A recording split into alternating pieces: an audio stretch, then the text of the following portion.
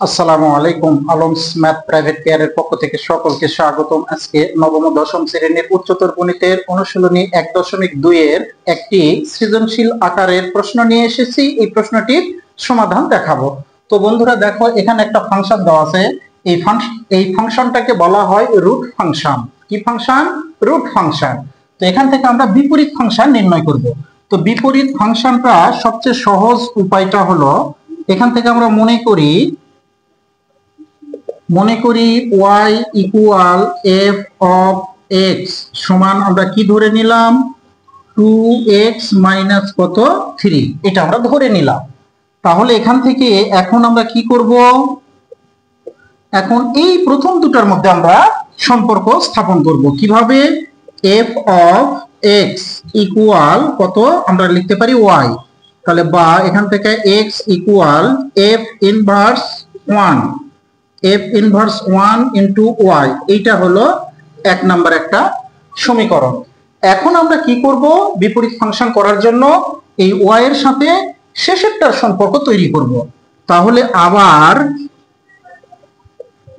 আবার কি লিখতে পারি আমরা, এখানে রুট ওভার এখানে 2x মাইনাস 3, এটা সমান আমরা লিখতে পারি y।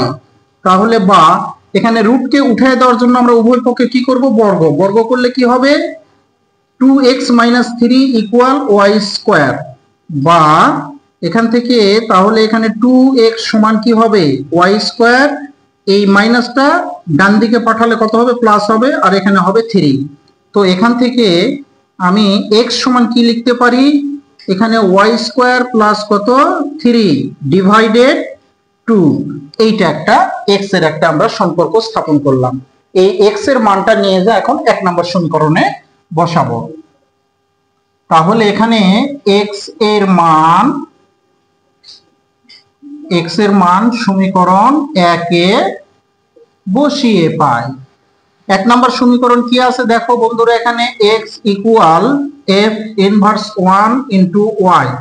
তো বা এখানে x সমান কত পেয়েছি আমি, y square plus 3 divided 2 equal f inverse 1 into y। তাহলে অতএব f inverse 1 into y equal y square plus কত 3 ডিভাইডেড 2। ইহাই হলো বিপরীত ফাংশন। এইরকম ভাবে আমরা সব রকমের বিপরীত ফাংশন নির্ণয় করতে পারি। আশা করি এই সৃজনশীল আকারের প্রশ্নটি তোমরা বুঝতে পেরেছো। যদি কারো কোনো সমস্যা থেকে থাকে তাহলে অবশ্যই কমেন্টে জানাবে, পরবর্তীতে তার সমাধান করে দেওয়ার চেষ্টা করব। আজকের মতো এ পর্যন্ত। পরবর্তী ভিডিওটিতে থাকবে এখানকারই আরেকটি প্রশ্ন, সেটা হলো ভগ্নাংশের কিভাবে বিপরীত ফাংশন নির্ণয় করতে হয় তা। সো এই ভিডিওটি তোমাদের যদি ভালো লেগে থাকে এবং এখান থেকে নতুন কিছু শিখে থাকো, তাহলে অবশ্যই তোমাদের বন্ধুদের মাঝে লাইক, কমেন্ট, শেয়ার করতে ভুলবে না। তোমরা সবাই ভালো থাকো, সুস্থ থাকো এবং শিখতে থাকো নতুন কিছু।